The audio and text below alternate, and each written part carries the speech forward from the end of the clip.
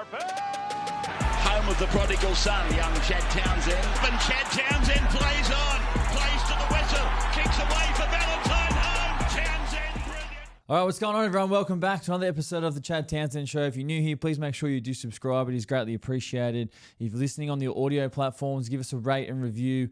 It is a small thing to do on your behalf. It's free to do. It takes 1 second to do, and it makes a big difference for us here. And if you're listening or you're watching on YouTube, make sure you like this video, subscribe, drop us a comment, tell us what you think of the podcast, what you like, what you don't like. And we're open to all feedback, all questions here as well. We want to give you guys, the best product possible, and we appreciate your support. So let's have a look at today's show. We've got what's trending in the NRL. We've got our reaction to this past weekend, the games. We've got our top five, our big footy guy, and our fan questions of the week. Now, before I do bring him in on the video, just wait, guys. If you're watching on YouTube, I think you are going to be absolutely blown away by our guy Victor's new hairstyle. Let's have a look. Let's bring it in right now. There it is. Holy shit. Do you want to tell the viewers going on? what's actually doing with the What hair? he's actually doing? All right, so over the last week, I've been thinking about this for a while. You might have seen I've been wearing a hat like the last 8 weeks. Yeah. Because I was growing my hair out. Been talking about getting a perm, and I did. And you went with the perm. And I went with the perm. I went with the. I wanted. Look I down the needed some camera. curls, Have a look right? down the camera. Show the people. Yeah, look. So obviously, the Asians have very straight hair. So and straight. You've gone with the little curl and a bit of a perm, bit of product in today. Should I bring a photo up of what I was looking like in the chair before the? Yeah, if you've got one. Yeah. I'll bring it up in post, but Yeah, you'll see sweet. it. All So right. yeah, I love it, mate. I'm all for it. Do you like it? I've never Thoughts? heard of a male getting a perm done, but it's big in the Asian community. All right, I didn't know that. Because And we that's- all have straight ass hair. Yeah. So it's, Well, mate, it looks good. Thanks, mate. Well, I'm interested to hear maybe what the viewers think. Actually, Maybe I've inspired you, or yeah. I mean, I've got a fresh fade at the moment. Looking grow your nice hair and out. fresh. Looking I've had a good, few mate. hairstyles over my day You have. in my career, but I'm finishing with like a just standard, so Just clean cut. clean cut. Yeah, it now. looks good, mate. Yeah, I'm very, very clean. Low All right, maintenance. let's move on, mate. What's trending? The Moving NRL in- ladder. NRL ladder. Do you want to have a look at it? Let's get it up on the screen. We're coming down to the championship rounds. It is, and basically the NRL Premiership is down to 10. Obviously, the Raiders with their win over the Panthers on the weekend, 42 points, 18 wins, 4 losses. The top 4 is Raiders, Storm, Bulldogs, and Warriors. The Warriors, doing their bit to sort of stay inside that top 4. Obviously, they were probably a team that could have potentially dropped out if they hadn't, won or hadn't been consistent over these past couple of rounds, but have managed to find some form. The Broncos, with their win on the weekend, moved to 5th position, 32 points. That equals the Sharks. They're on 32 with their bye over the weekend. The Panthers, after suffering back-to-back losses, still sit on 31 points. And then this is kind of where it gets interesting. The Roosters, we're on 28, just clinging to that 8th spot on the weekend. And then the Dolphins and the Seagulls on 26. And obviously with the Tigers, their loss to the Cowboys on the weekend, that ends their season. So the race is down to 10. I mean, you'd have to think that the top, 6 positions are guaranteed. 7 and 8 are still wide open. And it's going to come down to the last game, I feel like. It might be for and against, and it might be just like there's results in the last round. I mean, if you go 2 and 2 over these next 2 weeks, you kind of guarantee your spot. Well, I know the Roosters and the Panthers definitely do. We definitely got a massive 2 weeks at the Roosters. So the Dolphins and the Seagulls, also. They're a chance. They're a chance. And I guess why you're a chance, you kind of have to hold on to that if you're still in contention. Obviously, there are many teams where the season is over, but the top 4, that 4th position is still open as well. The Warriors just 2 points in front of the Broncos. So the Broncos play the Cowboys up at Townsville next weekend. So that's a huge game up there and a big game for them because, if the Warriors drop 1 or 2 games, that 4th position then becomes open for the Sharks or the Broncos if they're able to string a couple games together. So we just know how important it is, obviously, to finish inside that top 4. History says that you cannot win it outside the top 4. I am not prepared to say that it can't be won from outside the top 4 this year. I would have to agree with you. Looking at those teams, I think, you look at some of the teams. I mean, the Roosters, I know we had a sort of hiccup on the weekend, but the form that they were showing was the boys were playing outstanding. Obviously, the Panthers, you know what I mean? I don't feel like you can write off the Panthers at the minute. Even if they finish outside the top 4, I just think that, they've got class everywhere across their team. And so this is the best time of the year. This could be the most competitive top 8 I've seen. Yeah, I agree with you. I agree with you. I think it's wide open. I think at the moment, obviously we've seen the consistency that the Raiders and Storm have shown. Obviously the Bulldogs haven't been playing their best probably over the last month to 6 weeks. But, the Warriors have been a little bit patchy at the back end of this season as well after, obviously losing some big names through injury. The Broncos obviously have lost, Ezra Mam, Adam Reynolds, Selwyn Cobbo as well. Big outs, but they're obviously still getting the job done on the weekend. So, and the Sharks, well, they had the bye on the weekend, and they play the Knights next weekend. So you'd think that obviously they would probably beat the Knights. I mean, Knights season is over. If I go through this top 8 right now for each team, would you be able to give me something they need, like their key to winning the Prem? Yeah, well, I could pretty much go with every team, the whole top 10 that are still in contention, and it would basically just be defense. I mean, if you're the best defensive side, you win the competition. If you hold the ball, if you complete your sets, and then you defend the opposition, like defense wins games. We all know that. And I think you hear the top teams, like they talk about defense, you know what I mean? And the attitude in defense, it's about not stopping moving. Stopping tries is just as good as scoring tries. So obviously, I think I look at these teams inside the top 8. They're all very different. They're obviously coached different. They've got different game plans. But defensively, I feel like the best defensive team is going to win the competition. I mean, you look at the against column, and at the minute, the Bulldogs 386 points against have the best defense in the competition. Storm second, 389 points against.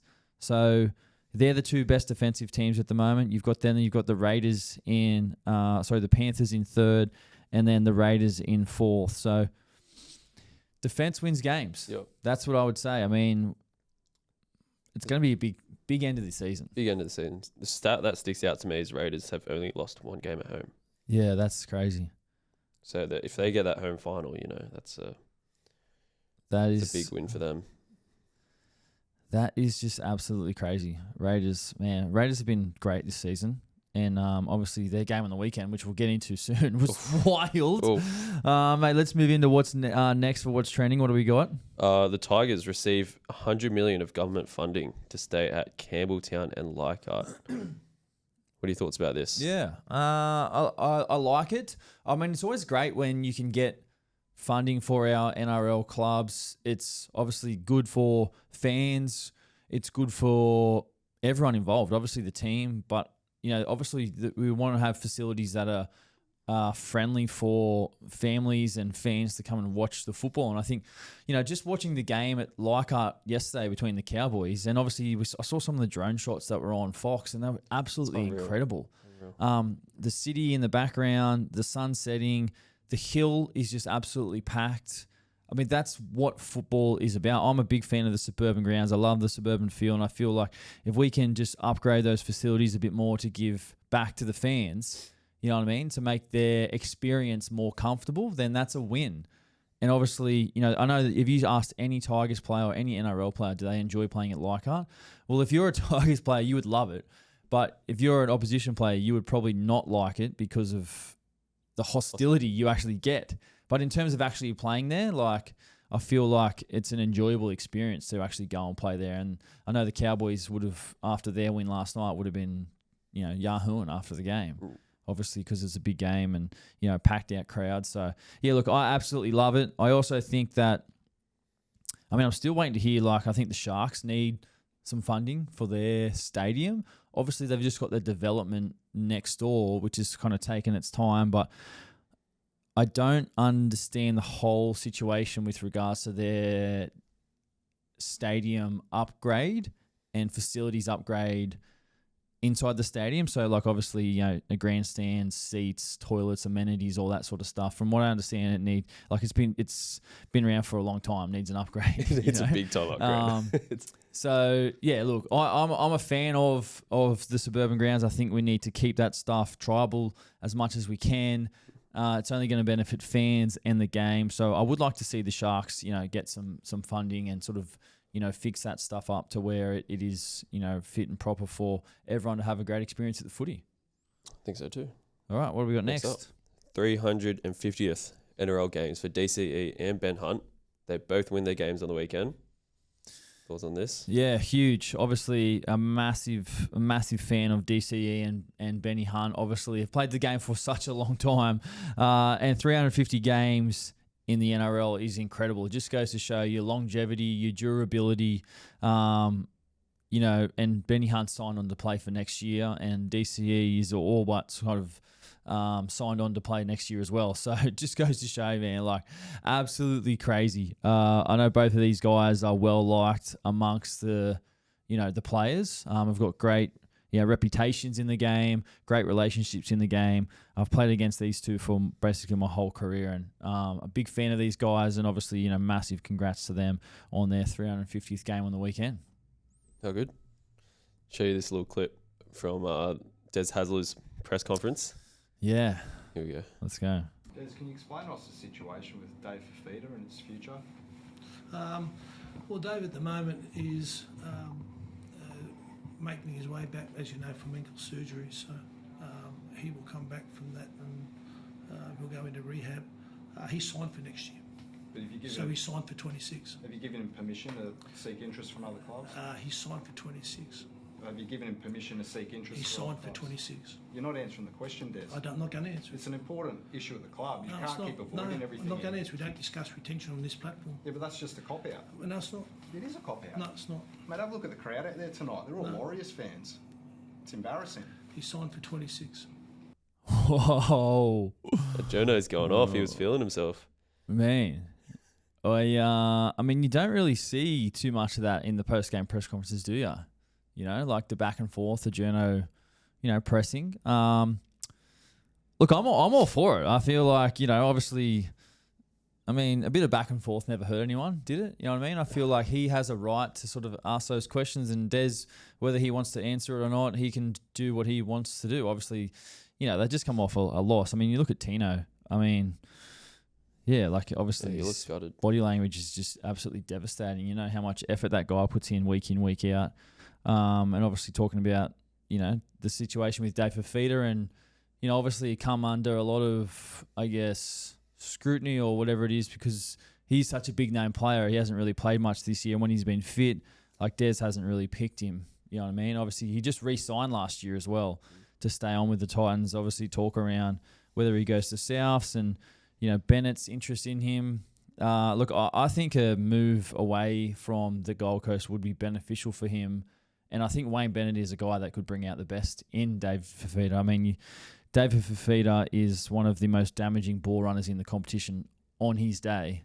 So, yeah, obviously, I mean, going back to the sort of the Journo pressing him, he said, all Warriors fans out there, it's embarrassing. I mean, that's a pretty big statement. Yeah. I mean, there was Warriors fans absolutely everywhere. You could hear them through the TV. Like, it was crazy. And I know I've played for the Warriors. I used to love playing at Brisbane, love playing at the Gold Coast, because we had that many fans out there, even in Perth. Like, we had that many fans just, you know, following and supporting the Warriors. Like, we would have a fan function after the game, and there'd be hundreds of fans just everywhere. So, obviously, yeah, I mean, Desi Hasler just giving the good old straight bat, just absolutely nothing. Straight bat, he signed for 26. He signed for 26. He signed for 26. So, I mean, yeah, like I said, I mean, I'm okay with it. I mean, You're okay with the Journo pushing him that many times though?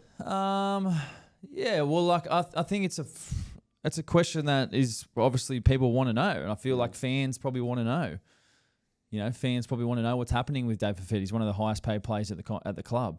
So, you know, I feel like obviously something's happening in the background, whatever it may be, whether he's signed for 26 or, you know, he moves on or whatever it may be. Obviously, it's all going to come out at some stage, but it's just like, you know, the theatre of it all. And I guess that's why we're talking about it, because you don't actually see it every single week where a journo actually goes at someone. But true. I feel like Des is well within his right to handle it however he likes. He doesn't have to answer any questions, and that's same as players. Like, if you just because you get asked a question doesn't mean you have to answer it. Yep. So, good bit of theatre though. More wasn't of it. Yeah. Is that what you're asking for? More of it. More confrontation. More confrontation.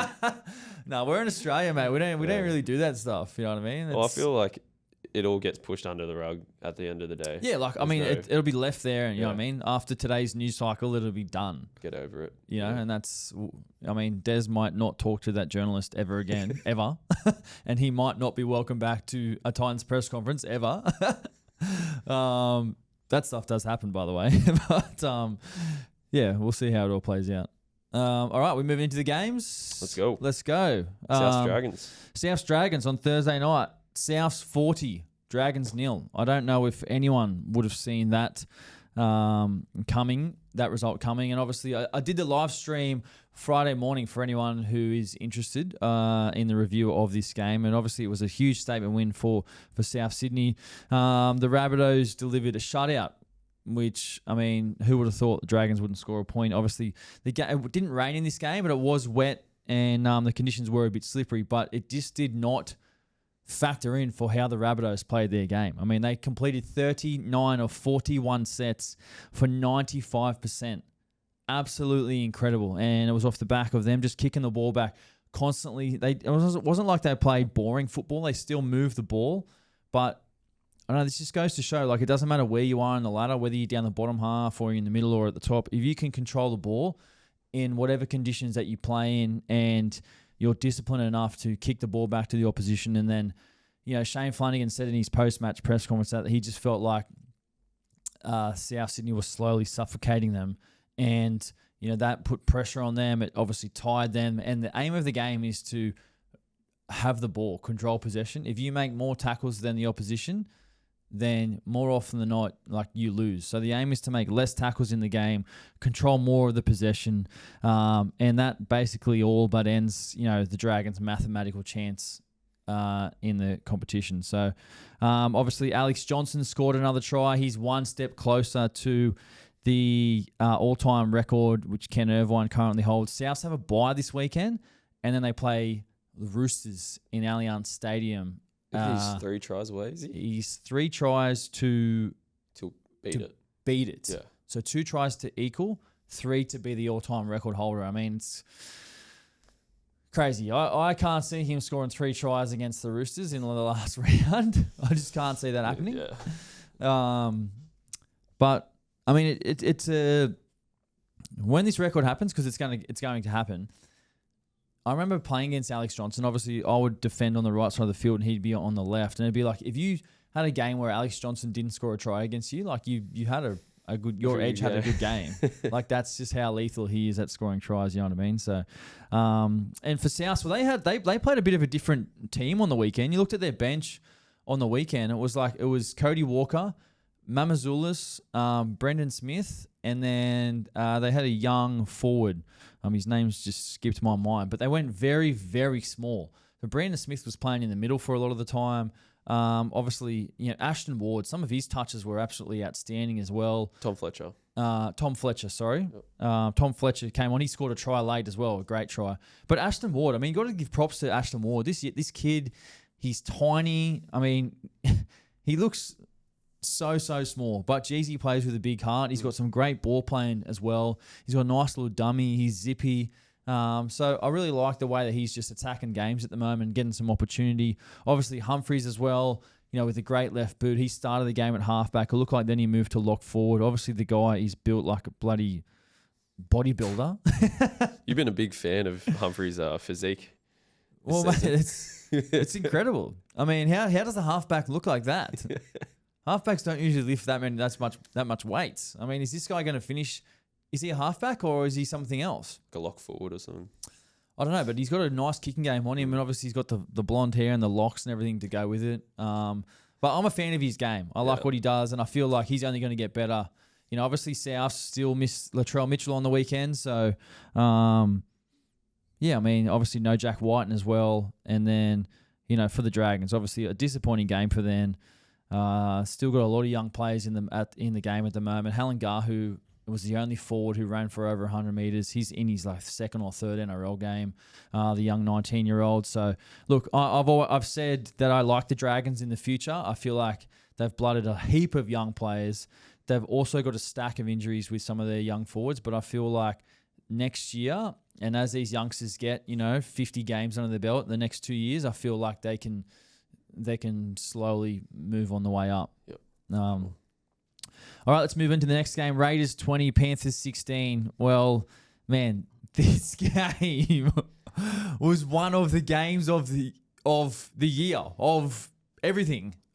Not the greatest finish to a football game you've ever seen. One of, if not the best finishes I have ever seen in my absolute life. I mean, absolutely, absolutely crazy. The finish, the late field goal attempt that hits the post in Golden Point and then comes back. And the thing which I highlighted in this game was as Cleary goes for the field goal, you see that Jed Stewart, left winger, and Ethan Strange, left half, they just move back into the midfield. So Jed Stewart's left side, out here.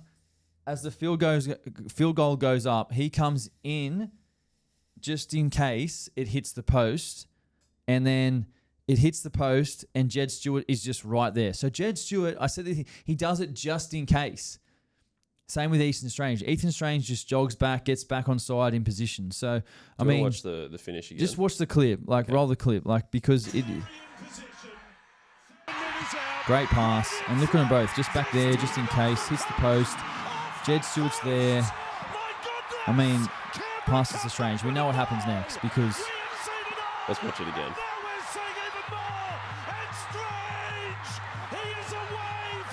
Crazy. I mean, we don't want to play for too long. We don't want to get demonetized. So,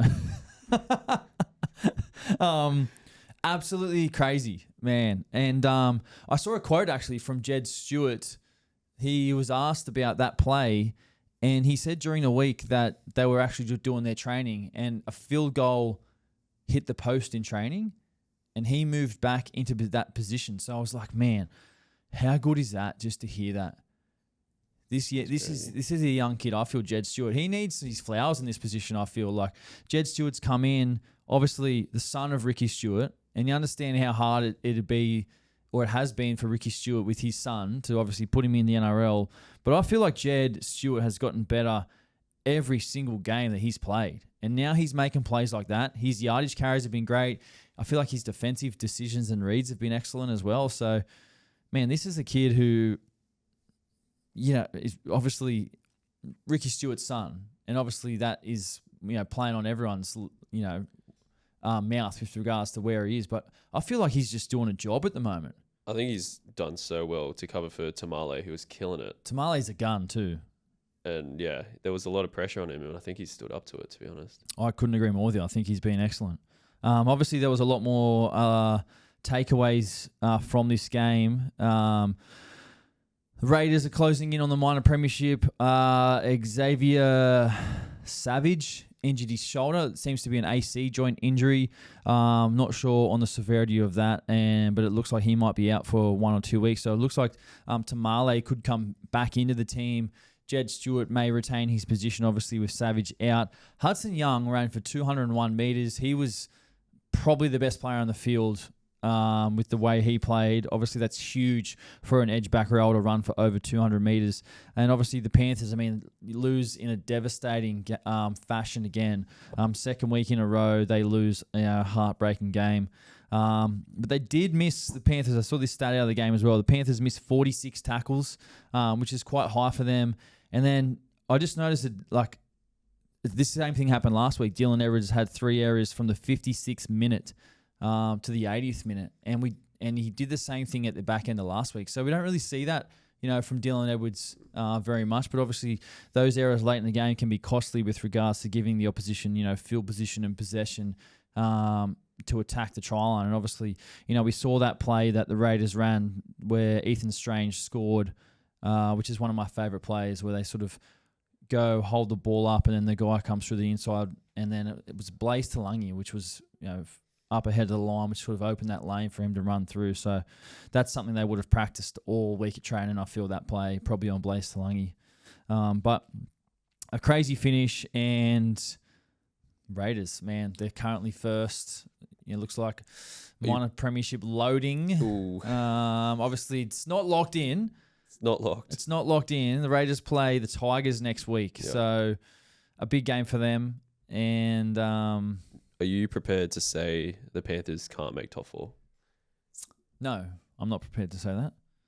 I am not prepared to say the Panthers can't make top 4. I'm not prepared to say Panthers can't play the grand final, because I like the Panthers. I'm a Panthers fan. If I'm not going for the Roosters, like I obviously want the Roosters to win, but then like my bro Scotty Sorensen is my next, the next team that I go for. So they'll be there or thereabout. I mean, I know how much they work at their game and how hard they work and how much of a good team they have. So yeah, we'll see. This team was at the bottom of the ladder. Oh no! Remember that we were talking about it? Oh man, they were coming last and they won like 8 or 9 in a row. And then when they were coming last, we were like, "Are you prepared to say they can't win?" I was like, "We're like, no, nope. We're not prepared to say that." So I love that we've stuck solid there. Yeah. We're good. All right, let's move on. Next game, Storm 20, Dogs 14. Ryan Pappenhausen return for the Storm. It all but seals probably a top 2 finish for the Storm. A crucial win against the Dogs. I mean, you got to, while the Dogs have, they've been copping some criticism lately, I thought they were on for this game. I mean, they could have won this game. They turned up. Their attitude was there, was great. Obviously, Harry Grant, the biggest takeaway with this was Harry Grant, sin bin for a shoulder charge, and he's now been suspended for 2 weeks. That's crazy. That's crazy. I mean, probably not the worst thing in the world for him because of his season so far this year. And obviously, he's played a big chunk of the season, obviously played Origin. He just plays a style of football that is just incredible to watch. He's so fit. But I feel like a 2-week break before finals could probably be a good thing for him. The Storm seem to be able to cover the positions with their depth. They always have a guy that can sort of come in and do a role. So, but yeah, I feel like this game was a good one to watch, to be honest. Like a lot of line speed, a lot of good football, a lot of opportunities. The Dogs created a couple. Obviously, that Crichton no try was an interesting one. What do you think about that?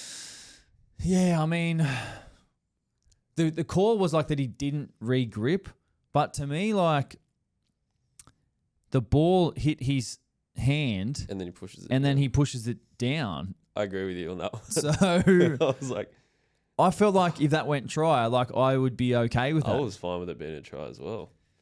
And obviously, it was a huge call, and that's where I guess some of the frustration comes with, the consistency around obviously decisions. And I mean, as long as this the NRL plays, as long as the game goes, there's always going to be calls that go for and against you. You know what I mean? So. I mean, you'd like to think at the end of the season that kind of balances itself out, but that one I felt like it could have gone the Dogs' way. Yeah. Tough. So, but I think the Dogs will take a lot out of this game because they did have 3 disallowed tries or something. Yeah. And that away to Melbourne, it's like that's a grand final type game. Yeah, definitely. That's what I mean. It's a big intense game. We're taking a lot of effort and energy in that game, and obviously. That try-saving tackle on Harry Hayes, wow. That was incredible, man. Got to feel bad for Harry. His face just went... Yeah. He just ate grass. Straight into it. But, yeah, that was a big play. So, and the Storm constantly come up with big plays. But obviously, it's good to see, I guess, the Dogs, they did bounce back. Obviously, they didn't get the win, but still playing. They've still got improvement in them, I feel. And the Dogs, who the Dogs play next week? The Dogs play the Panthers. Dogs play Panthers, so a big game for them next weekend. All right, let's move on. Next game, Manly versus Dolphins.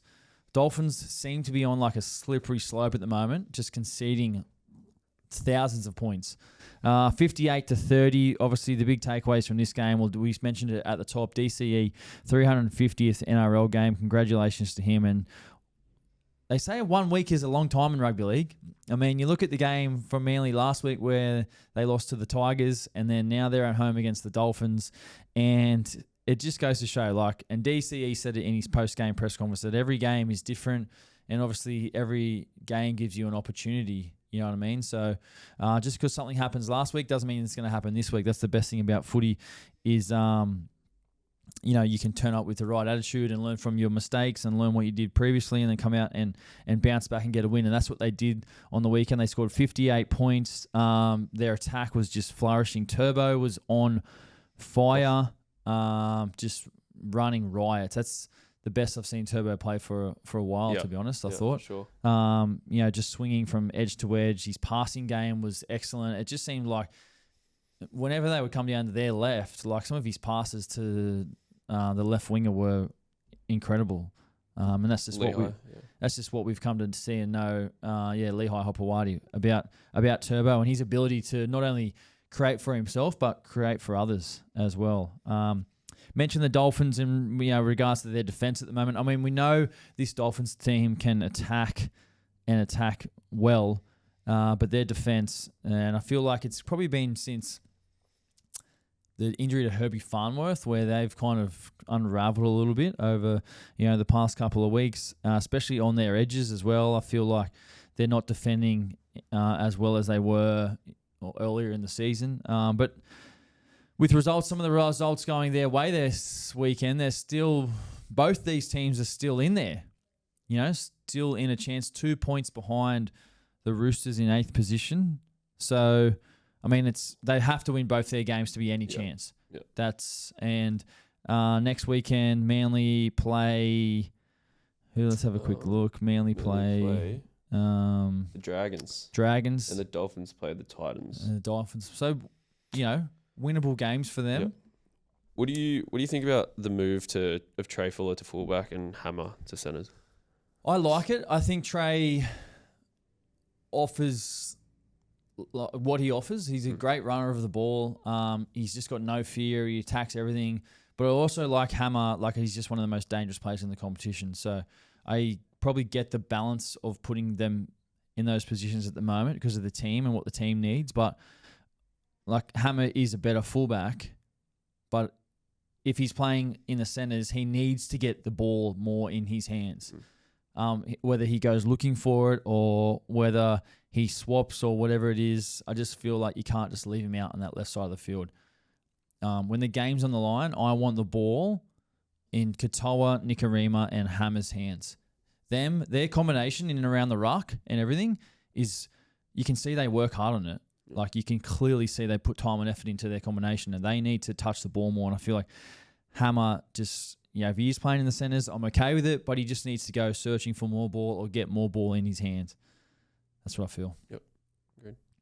All right, let's move to the next game. Warriors 32, Gold Coast Titans 18. Warriors move into that 4th position, obviously with their win on the weekend. This crowd was absolutely crazy. I mean, we heard the press conference before between Des Hasler and that journalist, obviously going off. The journo would then say that the whole crowd was Warriors fans, and it seemed to be 70 or 80% were Warriors fans. You could actually hear them through the TV. I was sitting watching, and I was like, I can actually hear this crowd chanting and just, They were loud. They were so loud, and it was awesome to see. The Warriors only made 7 errors in this game, and they've always had a pretty good record on the Gold Coast. The Gold Coast had 15 errors, so obviously double what the Warriors had. Roger Tuivasa-Sheck was at his barnstorming best, scored a couple tries, had a stack of running meters as well. And for the Titans, the Titans... I don't... I feel like this game just went like a classic Titans game. You know what I mean? They were fighting in the game. They scored a couple of tries. They got a little bit of momentum, and then they would just sort of clock off on edge defense and concede. And that's kind of been the story of their season. You know what I mean? They do some stuff really well, and then they do some stuff that's just not great, and that kind of lets the opposition off the hook. So, obviously we saw Tino in the post-match press conference and how devastated he was in his body language, and he's obviously that hit he put on James Fisher-Harris. Wow, I don't think I've ever seen anyone hit James Fisher-Harris like that. Yeah, no, that was crazy, man. And Tino just committed to the Aussies as well for the Ashes at the end of the year. So love to see it, man. Love to see that. Tino sticking solid with the Aussies. So that was, when I heard that news about Tino, I was like, man, that's awesome. So good. Obviously, a lot of players defecting to Tonga and Samoa at the moment, but especially with Haas, I think he talked about trying to get Tino over to Samoa. And you can imagine what those, that pack would be like with them, but to have Tino to stay with Australia is awesome. And we've seen Tino like shed tears during the national anthem at Origin. You know what I mean? It's not to say he might do it down the track, which is totally up to him. But like I said, it's just great to see one of the best players in the world stick and play for Australia at the end of the season.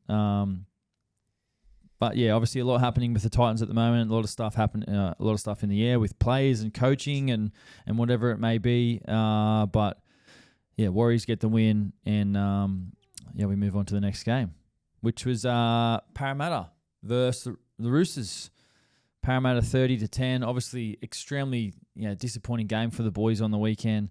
It started obviously with Sammy going off in the 7th minute, getting a concussion. Hit in the head, copped, I think it was a hip, it looked like. When you lose your halfback in the 7th minute, it's hard for any team. But obviously, from that moment on, the Eels were playing at a pretty fast pace, to be honest. They moved the ball a lot through Dylan Walker. In his 250th NRL game, he was the kind of link man in the middle between Joash Papali'i and Mitch Moses, just sort of moving the ball, passing them, and I feel like our preparation for the boys was really good. Obviously, coming off the back of some really good results and some really consistent performances. The possession was 53-47, but the completion rate was where it was won and lost. I mean, the Eels completed 85%, 40 of 47, and for our boys, 57%, 20 of 35, which it was obviously disappointing. I think the boys finished with 21 or 22 errors, I think it was. So, yeah, obviously a disappointing result. And I still feel like there was a lot of fight. That try just before halftime to Mark was great. That kick by Hugo to land short for Teddy to go and compete and then get the ball back. Like, we actually practiced that stuff. So it was great to see that come off in that situation and that scenario. And then there's times where you could just kick it long to the end of the field and then it's like a foot race, but always the defense get there. But then to put a contestable kick up from that position was excellent to see that come off. Some highlights for our boys on the weekend. Obviously, Mark Nwanga-Nitawasa, that flick pass for Bobby was absolutely crazy, wasn't it? Far out. And Marky Mark seems to be must-watch TV at the moment. His highlight package in his first year of rugby league is crazy. And they're talking him now to be potential Schmokey for an Aussie wing position at the end of the year. I don't hate it. I love it. Man, he would fit right in. I really love it. He's played for the Wallabies. I mean, this is an elite athlete. Marky Mark is an elite athlete, and he would not be out of place if he was to go and represent Australia at the end of the year. What is he like at training? What spending a year watching this guy grow in the game, what have you seen from him, and how have you seen him improve, I guess, in his first year? It's a good question, because I feel like he's still improving. I mean, let's not forget, this guy's played 25 games of rugby league in his life. Obviously the defensive patterns are still, I guess, a work on for him. You know what I mean? He's always asking questions. He's always talking to coaches. He trains unbelievably hard at his craft. He's catching, those flick passes, those kicks. He practices that stuff. But also, in the gym, Like, he's one of the most explosive, powerful athletes I've ever seen. Like, all those hang clean movements and, the vertical jump and everything. Like, he is just incredible to watch. You look at his calves; they're about the size of my quads.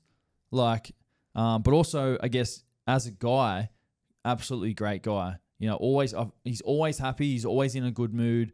And that's what you love to see. He always rocks up to training with his smile on his face, enjoying his football, enjoying what he does. And, to see some of the stuff that he does on the field, it doesn't surprise me when I see it, because I'm like, this guy does that stuff during the week. You know what I mean? And yeah, man, it's like I said, it'd be interesting. It'd be great to see him represent Australia, because it would be a great reward for him. You know what I mean? And obviously, I'm pretty sure he's off contract next year. And obviously, I think R360 have been circling. So we hope not. We hope he stays in rugby league, but obviously, because he's got that rugby union background, there's no doubt he'll probably get offers from, globally. Yeah, I guess some other things I noticed throughout this game, obviously, I mentioned Dylan Walker on his 250th game, had a lot of touches in the middle. Riley Smith, I thought his kick pressure was absolutely, on point. He was, putting pressure everywhere. And, obviously the big one for us was Semi Walker, obviously going off with category 1, which then means he's ruled out for next week, which is disappointing. And then I guess that leaves us, we're still in 8th position, boys, still in 8th position, still fighting for our lives at the moment. Obviously, I don't think it's panic stations just yet, but obviously some big games to come up this weekend. The boys play Melbourne in Melbourne, and then the last weekend they play the Roosters at Allianz. Souths at Allianz. So They play. Souths at Allianz. So 2 huge games, and if we win both games, the boys win both games, into finals, and that's a great result. So but obviously a lot going on the line over the next 2 weeks. And Parramatta, well, they're sitting in 14th at the minute. 22 points. So 8 wins, 14 losses. And, the first season for Jason Riles, building for them. I think since Moses has been back, you've seen the glimpses of what they can be. Oh, right? 100%. His kicking game on the weekend was, long kicking game was great. Yeah. And obviously, every time he'd kick, he put it on.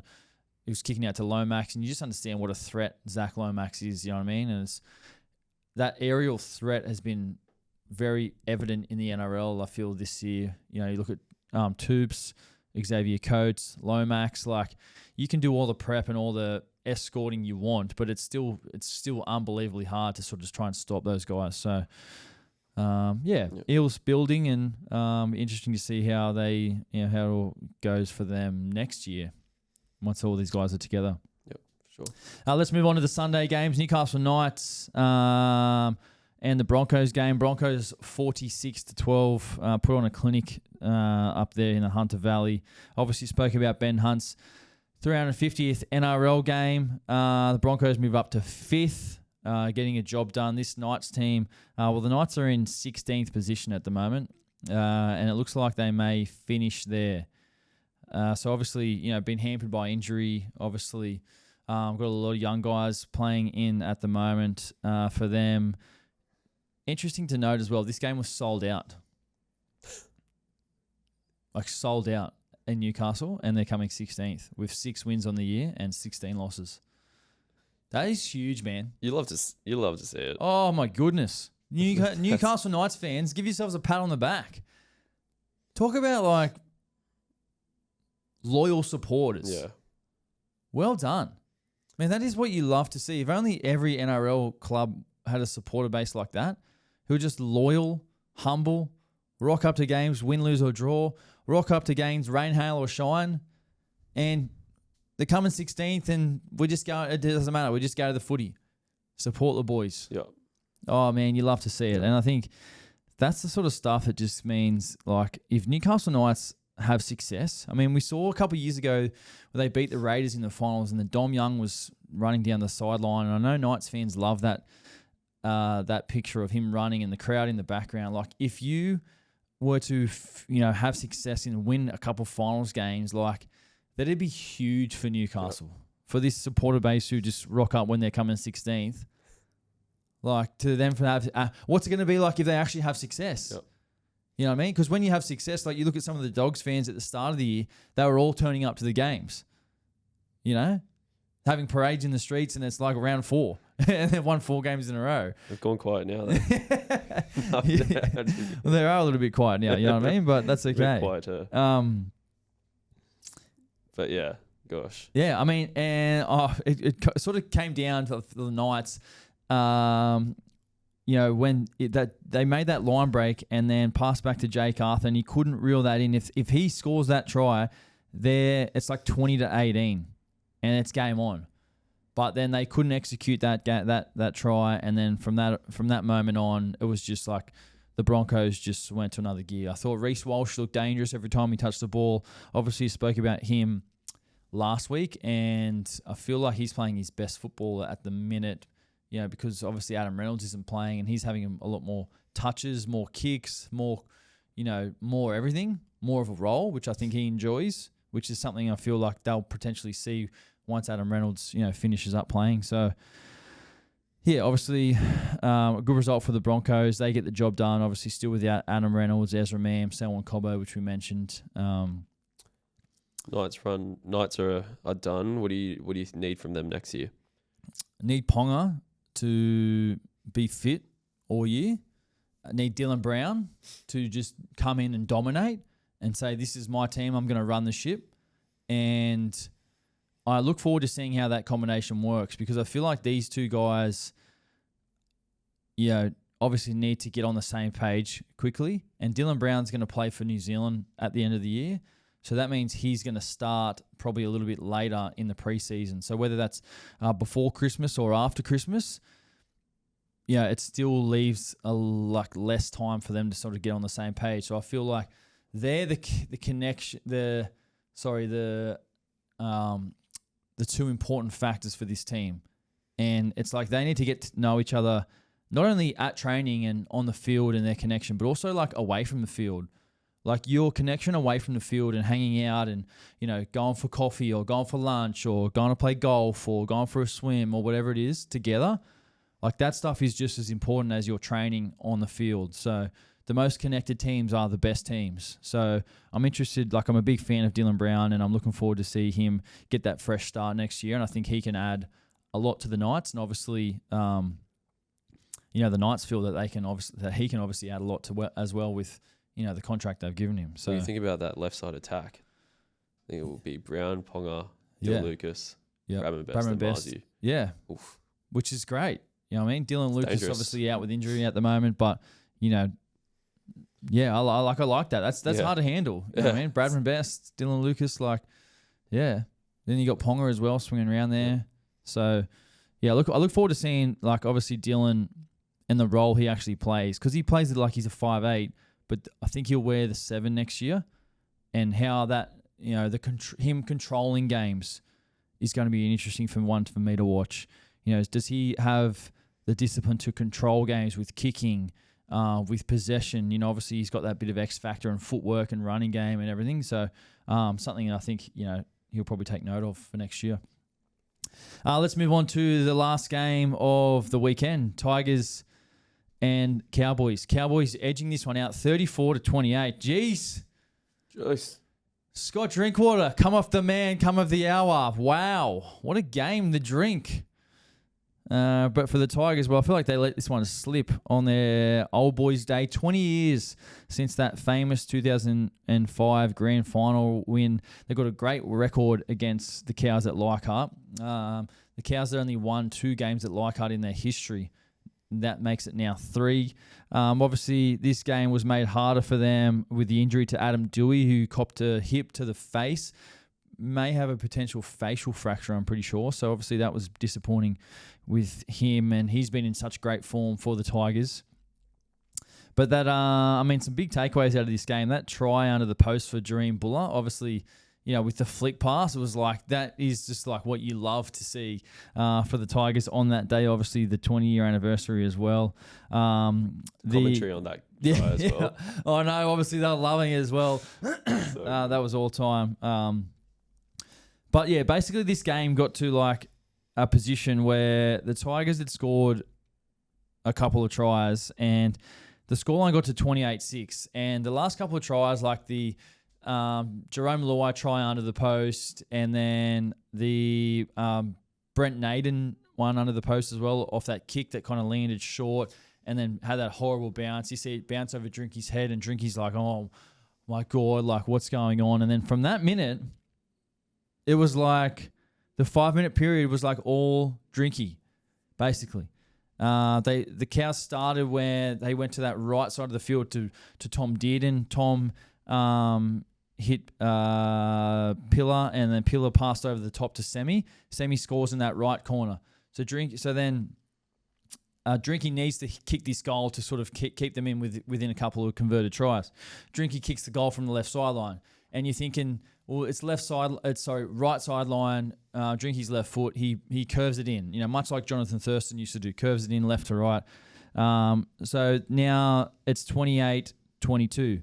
Next, Drinky swings down the left sideline, the left short side. Gets the ball, cuts out 2 guys, hits Braden Burns on the chest, and then Braden Burns does an absolutely awesome job to spin, reach out, and then score on the left sideline.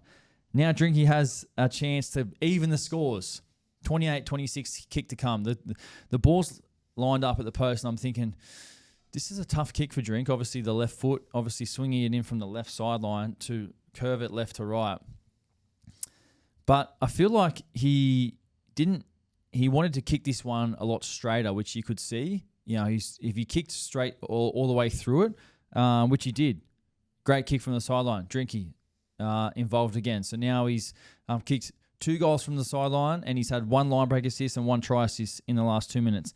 Then they get the ball, Tigers kick off. And then at this stage of the game, Brent Naden was defending at right half. Samuela Fainu was at right centre. So Cliffo and Drink ID that. They talk it up. They get in position. They run a lead, put some plays moving Drinky out the back. He swings out to the left. Then he gets on the outside of Naden, and then he takes him on. Line break, boom, gets through. He's got the fullback, Doreen Buller. He draws and passes, and then he passes to Jackson Purdue, and Purdue scores. Then what does he do after that?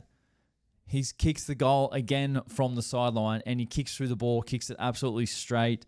And in that little passage of play, like he's got 1 line break assist, 2 try assists, 1 line break, and 3 goals from the sideline in 5 minutes. And I know, seeing Todd Payton's press conference after the game, he was obviously speaking very highly of Drinky, and hearing from Toddy about Drinky's growth with his leadership this season. He's had a lot of positive things to say about Drinky, which is awesome to hear. Drinky's, the effect that he can have on the game when he does stuff like that, and it was just great to see from my guy. Sure. But yeah, he finished the game with 151 metres, 2 try assists, 1 line break assist, 1 line break, and obviously the goal kicking was absolutely crazy. But for the Tigers again, they definitely let that game slip. Yeah. If they had won, they'd still be in that position with Dolphins and Manly to be in contention still for that 8th position. So obviously now that just means season's over. They've still got 2 games to go, but it's good for them though. I think miss finals, reset, start again next season. I think they'll take a lot from this season. Yeah, of course. I mean, this is a team that's come off 3 wooden spoons in a row. So, they're much improved, and they're sitting in 11th, 9 wins, 13 losses. So, I mean, obviously 2 games to go. I said last week if they could get to 11 wins, you know what I mean? They would have to win these 2 games. Who they play? They play Raiders next week. So, obviously a huge challenge next week. Excuse me. But yeah, I think I feel like they'll be disappointed because they could have had more in them. But I feel like this season is like almost a tick for them. Mm. Especially this last end of the season. Yeah, for sure. I got some breaking news for you. All right. Here we go. Titans part ways with Des Hasler. Right. Josh Hannay reportedly take over next season. What? Breaking news on the Breaking pod. news on the pod. Whoa. 15 minutes ago. There you go. He's done. Jeez. Do you agree with this decision? Or do you... That's Oh, crazy, okay. man. I mean, do I... yeah, I mean, it's how can you not? I mean, the Titans are 17th at the minute. 5 wins, 17 losses. And this is just probably a vicious cycle for the Titans, you know what I mean? They hire a coach who comes in who's got a great record. And Des is a great coach. You know what I mean? His track record's proven to be successful. He's a premiership winner. And he comes in and then just can't get the job done. I mean, you look at some of the other guys that have come in before him. Like, there are some good coaches who have had opportunities there and just haven't been able to get that success on the Gold Coast. So, yeah, obviously it's disappointing. I guess when you're a player and your coach gets sacked, it's like, well, you know, you almost have to start again with everything. You know, it's disappointing. But I feel like it's the right time for them now to do it. You know what I mean? You wouldn't want to get into the off season or into next year and then do it, because if they did it like 6 weeks into next year, you just write off next year as well. So obviously, I feel like now gives them a chance to basically get a new guy in, and whether that is Josh Hannay or whoever it is, you know, a chance to come in, get the off-season sorted, and then get into next year. And obviously, you still feel like next year will be, you know, you bring in a new coach, it's hard for a new coach to come in and have immediate success. Obviously, you kind of get a change in roster and personnel, and that new coach wants to play the guys he wants to, bring in guys he doesn't, and then get rid of guys he doesn't like. So that takes its time as well. That takes like a year or two. You look at Jason Riles, Benji Marshall, these new guys who are just, like, Benji's just getting his team now. You know, he coached last year, but he's got like Jerome Luai this year, Taruva this year, you know. So, and Riles is the same. He'll get guys, you know, that he wants to do. So it's not like as if you're just changing coach, it just automatically changes all of your fortunes. But it will be interesting to see, you know, if Josh Hannay is the actual guy they actually want to go with. Do you think he's ready for his head coaching role? I think he is, yeah. I think there's a couple of guys who are ready right now. I think Josh Hannay is one of them. Obviously, been assistant coach at Cronulla for a long time. He's been involved with the Queensland Origin team. He's a Queenslander. I also feel like Dean Young is another one. He's assistant coach at the Dragons at the moment. Will be a great head coach one day when he gets his opportunity. But also, yeah, will be crazy to see how it all works out, to be honest. Great stuff. Yeah. Next Jeez. up. Live on air. All right, let's go. Move it. What do we got? Top 5. Top 5. So the top 5 this week, well, I'm excited to share with you guys. These are the top 5 times for beers. Top 5 beers you can have and the times when you can have them. And I mean, I've seen a couple of guys do this, and I want to jump on this trend because I absolutely loved it. Absolutely laughing my head off at some of them. LOL. Anyway, let's move Did you in. just Top say LOL? Yeah, LOL. Laugh out loud. 2025. All right, let's go. Number 5. The beer after mowing the lawns. I absolutely love that beer. I mean, it's a nice summer's day. You're rolling at the back, just do the edges with the whippersnipper, get the mower out. You finish. It's 30 degrees, and yeah, I must just jump in the pool and crack a beer and sit down and just smell the grass and have a look at it. Take a couple of photos, put a couple of stories up. There you go. Number 5, beer after mowing the lawns. Number 4. The Bucks Party 7 a.m. beer. So this is kind of tradition with a couple of mates of mine where, you know, we get on the bus and we're going away for the weekend, and then the beers are just there on the bus, and it's, you know, everyone's dressed up in their outfits or they're ready to go, and the theme's absolutely hilarious. And yeah, it's early morning beer and you're on a Bucks Party and ready to go and have a big weekend with the boys. So that came in at number 4. Number 3, I've got the golf trip beer. So you cannot beat a golf trip. One of the best moments in your life, basically, as a male, mid-30s male, whatever it is. Golf trip with the boys, walking in, whether it's pre-round, post-round, or whatever it is, the golf trip beer is just one of the best beers you can have. One of my favorite beers. That comes in at number 3. Number 2, I've got the airport beer. international airport beer, just usually about $20 for a schooner, but that doesn't matter. Absolutely awesome. Obviously going on holidays at the end of the year as well.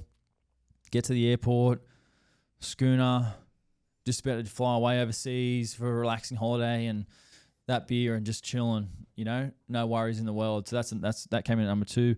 And my number 1 beer and the number 1 time to have a schooner or a beer is the post-game beer in the sheds after a win.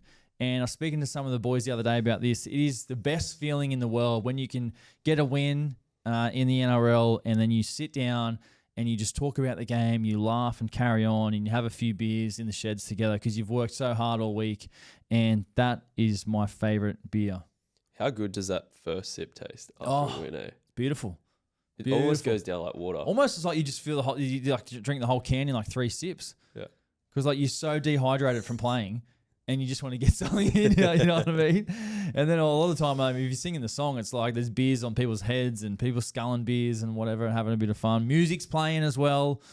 It's cracker. Anyway, let's move on. Big Footy Guy of the Week. Our 3 nominations for our performances of the weekend. Tallis Duncan, 1 try assist, 3 tackle breaks, 3 line break assists, 219 metres and 14 tackles.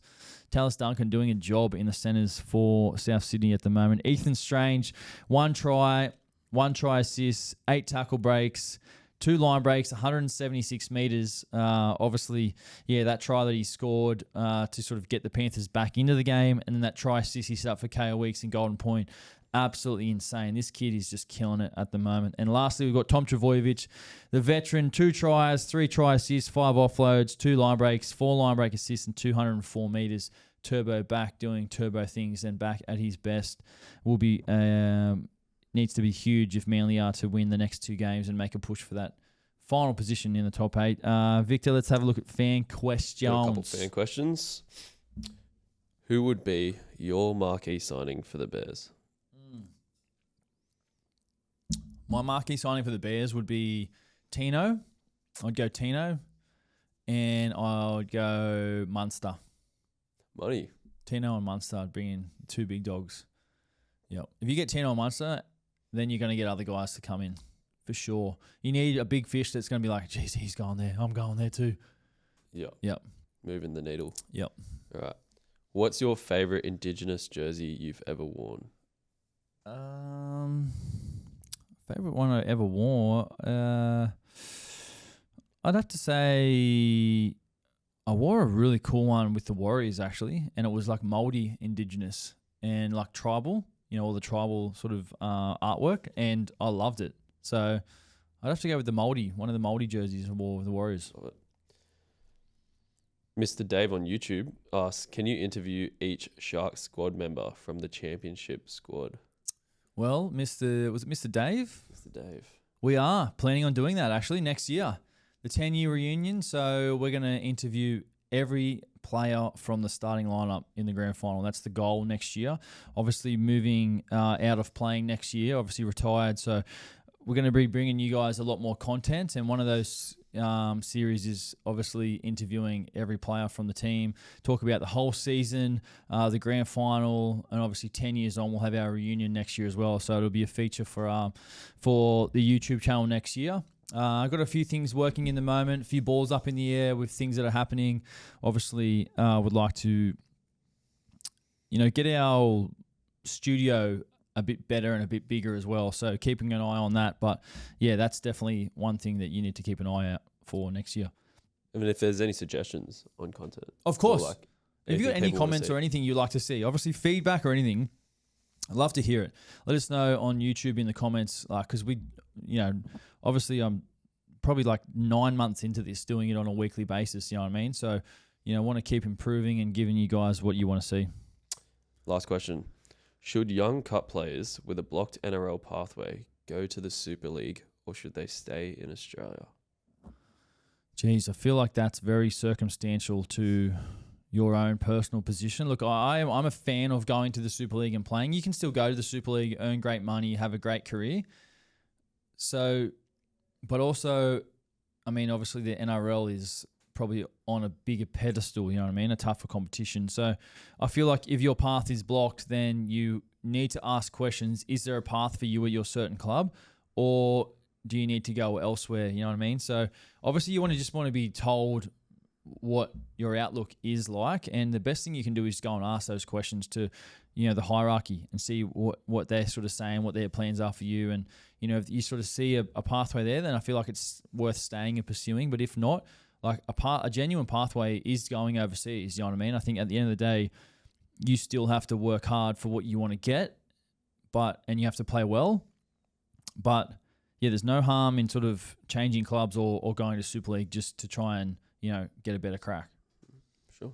That's it. Sweet. All right. Thank you, Victor. And thank you guys for tuning in today. Don't forget, please like and subscribe to the channel. Drop us a comment. It's free to do, and it makes a massive, massive difference for us here. So really appreciate it, and we'll see you guys on the next episode. Let's get it.